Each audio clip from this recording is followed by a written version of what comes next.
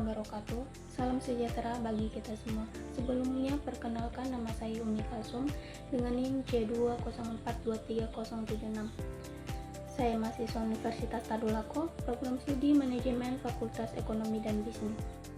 Tujuan saya membuat video ini yaitu untuk memenuhi tugas mata kuliah Manajemen Pemasaran yang diampu oleh Bapak Muhammad Isra Iradat SEMM dengan tema analisis lingkungan pemasaran makro dan mikro. Yuk kita sama-sama simak videonya. Lingkungan pemasaran makro dan mikro. Lingkungan pemasaran merupakan faktor penting dalam menentukan keberhasilan strategi pemasaran suatu perusahaan. Lingkungan ini terdiri dari dua aspek utama, yaitu lingkungan makro dan lingkungan mikro.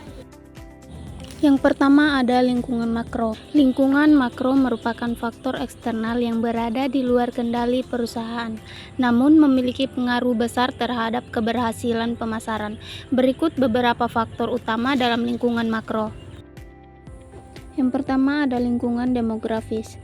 Lingkungan demografis adalah faktor-faktor yang berhubungan dengan populasi seperti ukuran, pertumbuhan, struktur usia, pendapatan, pendidikan, budaya, dan agama.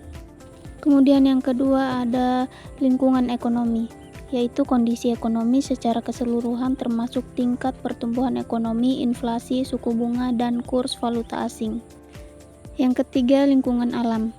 Ketersediaan sumber daya alam seperti air, tanah, dan energi dapat mempengaruhi biaya produksi dan ketersediaan bahan baku. Perusahaan harus memperhatikan keberlanjutan lingkungan dalam kegiatan bisnisnya. Yang keempat ada lingkungan teknologi. Perkembangan teknologi seperti internet, perangkat mobile, dan kecerdasan buatan dapat menciptakan peluang dan tantangan baru bagi perusahaan. Yang kelima lingkungan politik dan hukum. Kebijakan pemerintah, stabilitas politik, peraturan, dan hukum yang berlaku. Contoh seperti perubahan regulasi periklanan, kebijakan perdagangan bebas, dan peraturan tentang perlindungan konsumen. Yang keenam, lingkungan budaya. Perusahaan perlu memahami budaya dan agama konsumennya untuk menciptakan produk dan jasa yang sesuai dengan nilai-nilai mereka. Kemudian yang kedua ada lingkungan mikro.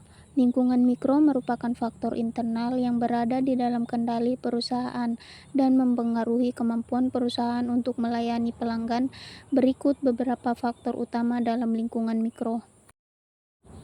Yang pertama ada perusahaan. Faktor internal seperti kekuatan dan kelemahan perusahaan, sumber daya, dan kapasitas. Kemudian yang kedua pemasok. Analisis pemasok termasuk kualitas produk, harga, dan kendala. Yang ketiga perantara pemasaran. Analisis perantara pemasaran seperti distributor, pengecer, dan agen pemasaran.